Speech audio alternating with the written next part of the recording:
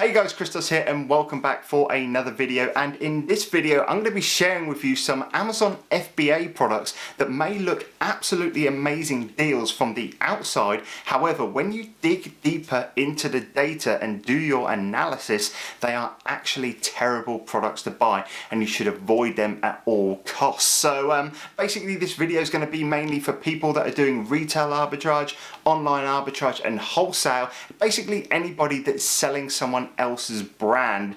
And there's been a lot of times where this has happened in my past where I've seen a product, I've scanned it in the store and I thought this is going to be a great product to resell on Amazon. Sometimes I've actually gone to the lengths of sending that product in and then realizing, but sometimes I've been able to catch it early before I actually make that purchase. And I wanted to make this video for you guys today so that you could watch it, and if you do come across this situation when you're outsourcing either in the store, online or with a wholesaler, you can catch it early and avoid those mistakes. So I'm going to show you 3 examples and I'm going to jump on the computer in just a second. They're different examples for different types of products, and one of these products I'm going to share is actually a product I made a mistake on. I sent them into Amazon and I dealt with the consequences. So hopefully you can get some value from it. What I'm going to do is jump on this computer behind me right now and share my screen with you guys, and yeah, let's get into the video.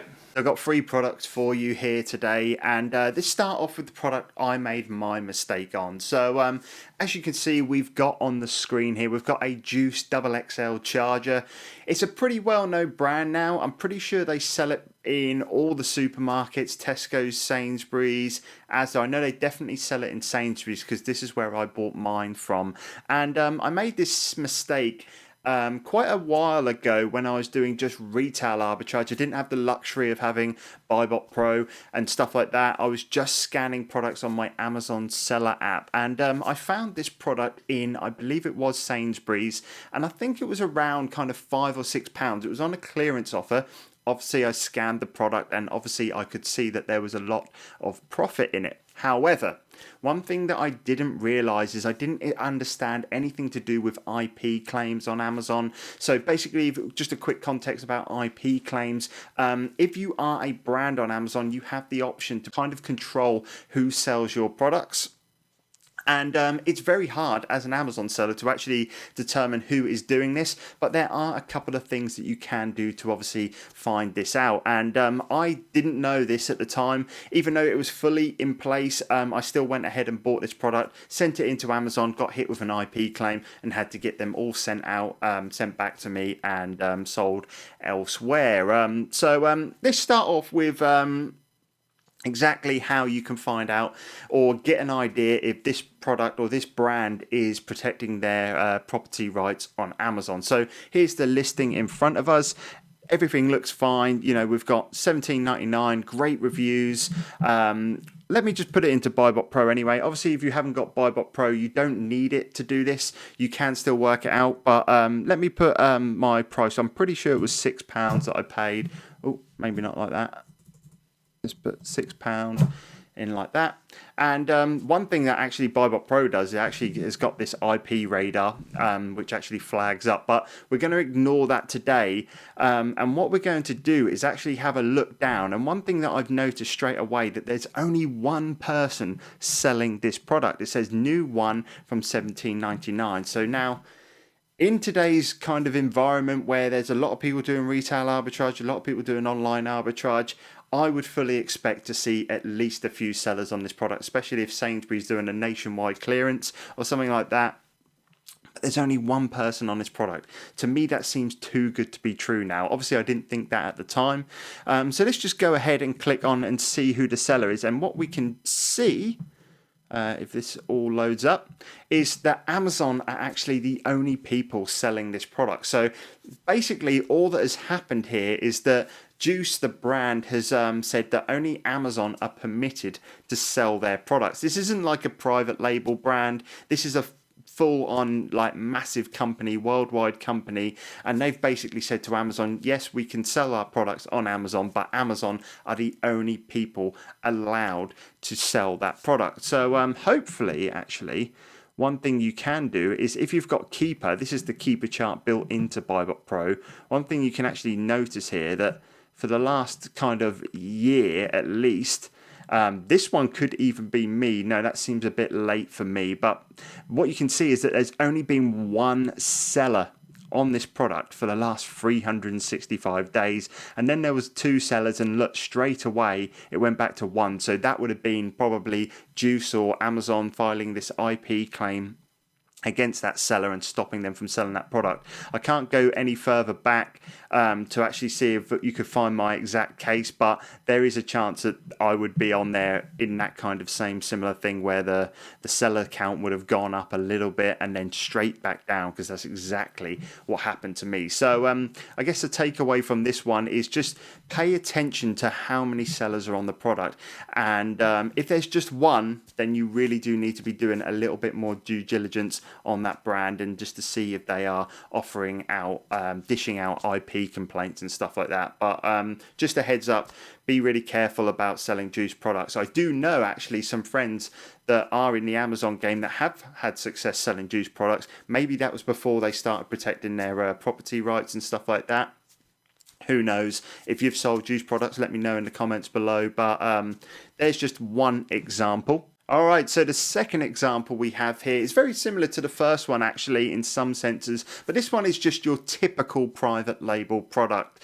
Obviously the brand is probably not quite as big as the juice charging brand. I personally haven't heard of Rehut, but what you can see from the title of this product is a very packed title with lots of keywords and stuff like that, and that very much to me shouts out private label, as that's a thing that a lot of private label sellers do. And once again with the description, really well written out descriptions with lots of keywords, really good images and stuff. And you could find this product maybe in a TK Maxx or something like that. Maybe the private label seller has struck a deal with TK Maxx. But once again, what you can see is it says new one from $27.99, and this time it's not Amazon that's selling it. What it is actually, by the looks of things, the actual brand selling it. So this, even more so than the first one, is a no-go. Don't even try and touch this, because this is just your typical private label product. But I thought I'd just throw that one in there, just because you will see brand owners on products. If you see any kind of brand owner, even if, let's say, you are selling a product that has got multiple sellers on, and you see that brand owner on that product, I would personally avoid it, just because they could at one point just run a complete audit of their seller account and just get rid of all the sellers on their products if they want to, if they are a seller. So any products that just shouts out private label, you know, with these packed product titles, packed product descriptions, and then especially when you see the actual seller selling their brand on the listing, just avoid them at all costs.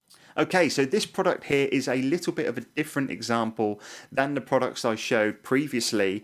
And I actually found this product when I was doing some online arbitrage around 5 or 6 weeks ago. And I remember the price that I found it at. It was £3. The product was, and as you can see, it's selling at £10.37 there. Not a massive amount of profit, but it was well over the 30% ROI, which I aim for. So this was a candidate for me to actually source and then send into Amazon. And all the checks were going really good. Another thing to mention, obviously, in this product, we had 8 sellers on this one. So this one is saying definitely not a private label product. This is a nationwide brand. Once again, anyone can sell it. It doesn't look like they protect their property rights or anything like that. It all looks really good. But one thing I did notice was this reviews here, and I tend to not pay too much attention to reviews.